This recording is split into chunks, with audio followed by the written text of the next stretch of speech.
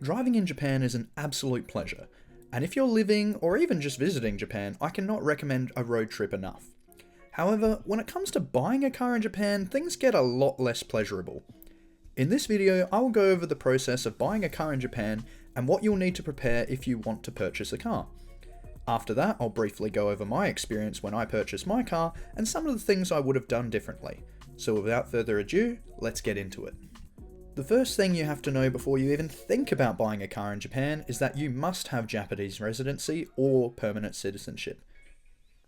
There are very few exceptions to this, and for 99% of you watching, this will be a legal requirement. Therefore, if you do not have residency or citizenship, you simply cannot buy a car in Japan. Of course, you could get someone to buy it on your behalf or whatever, but the car will not technically be yours in the sense that it's legally registered to the person buying the car. In addition, the insurance will also need to be attained by the registered owner. So with that out of the way, let's get into the process. The first thing you have to understand is what type of vehicle you wish to purchase, as this affects the buying process quite significantly. There are two types of vehicle classification in Japan which you'll need to understand before purchasing a vehicle. First is keijidosha, literally meaning light vehicle, and these are the K-car class. These vehicles have an engine less than 660cc and fit within strict dimensions and weight limits and wear a yellow plate. The other is regular cars, which do not fit within the K class and they wear a white number plate. The reason this is important to understand will become very clear once we get a bit further into the buying process. Once you've decided on the type of car you're purchasing, you'll need to make sure you have the necessary items to purchase the car successfully. Before buying a car in Japan, you will need a valid driver's license, or an international driving permit, a copy of your residence card, or ID if you're a citizen, a juminhyo, which is your residence certificate, issued by your local ward office, and if buying a regular white plate car, you will need a shako shou meisho, which is a parking certificate proving that you have somewhere to park the car. K cars can be exempt from this rule depending on where you live, but you'll have to do your own research. The next thing you'll need to know is the additional costs associated with buying a car in Japan, as in Japan there are many additional costs when purchasing and owning a car. First and foremost is shaken, a mandatory biannual 60-point inspection of the vehicle, which covers things like headlights, indicators, tyres, brakes, emissions, etc. If the vehicle has an expired shaken or is a brand new vehicle, you will need to pay to have it inspected and certified. The cost of shaken varies a lot depending on if the car needs anything mechanically to pass the inspection. Also, K cars tend to be cheaper, while white plate cars are more expensive. According to my friends, foreign vehicles like BMW, Mercedes and Dodge also tend to be about 20% higher in cost than their domestic equivalent, so keep that in mind too. The typical cost of a shaken inspection is between 100,000 and 200,000 yen, which in the case of a cheaper cars is, well, it's a large percentage of the cost of the vehicle entirely. Next is the weight tax. This is a tax based on the curb weight of the vehicle according to the shakensho, which is the shaken certificate that each vehicle has. The tax goes up in increments of 500 kilos and is paid when renewing the shaken and usually runs about 10,000 to 50,000 yen. Next is the annual vehicle tax. This is based on engine size and the costs go up in 500cc increments. Naturally, smaller engines incur lower tax free than larger ones. Vehicle letters are sent out in early April and the deadline to pay is May the 31st, so if you're buying a car just before these dates, be sure to keep this in mind. Annual vehicle tax usually runs about 30,000 to 80,000 yen, depending on the vehicle of course. The next item on the list is the recycling certificate. This certificate proves that the owner has already prepaid for the disposal of the vehicle once it reaches the end of its lifespan. The amount is based on vehicle volume and the composition of materials used in the car, and is typically around 10 to 80,000 yen. Finally, the last thing you'll need is the Jibai Seki Hoken, or compulsory insurance. This is a legal requirement for all vehicles and covers bodily injury of third parties in the event of an at-fault incident.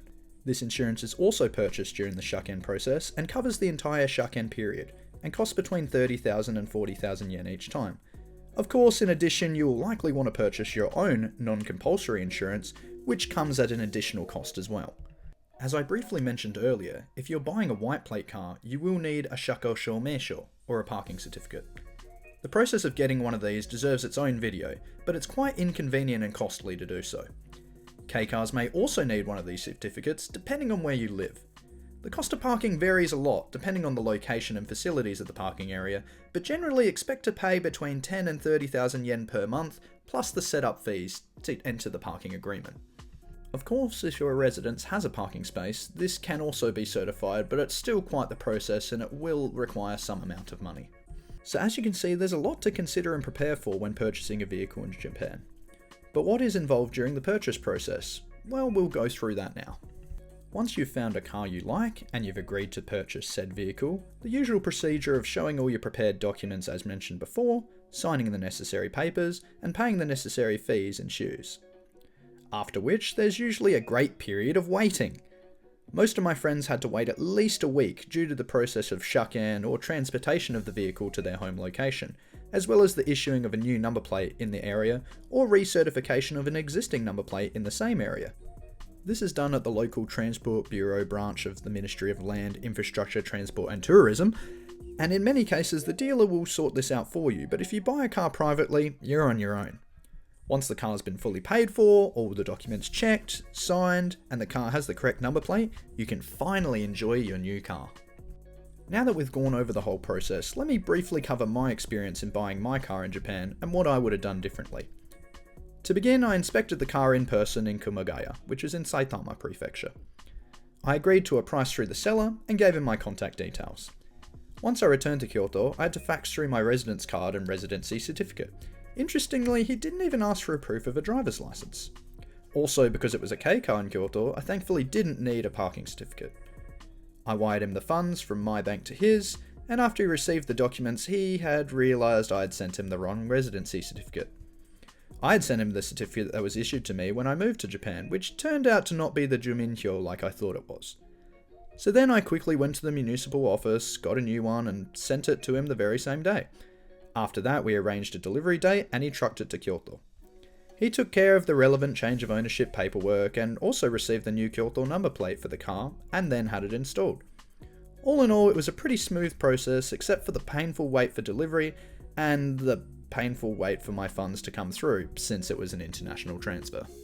As for things I would have done differently, first I would have made sure I had the correct certificate, as I assumed the certificate that I had was correct without actually reading it through properly.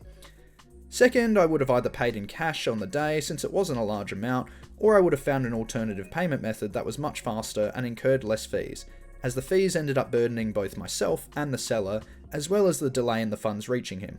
He was okay with it all, but I felt pretty bad that it took 3 to 5 days over 2 separate transfers. But that's everything there is to it. Buying a car in Japan, like most things within Japan, is a bureaucratic process. But it's worth it for anyone who wants to experience Japan and its beauty and have their own car to do it in.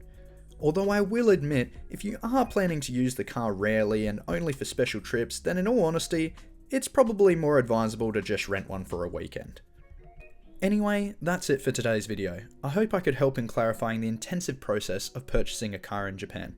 If you found the video helpful or interesting, please chuck me a like as it really helps small channels like mine grow.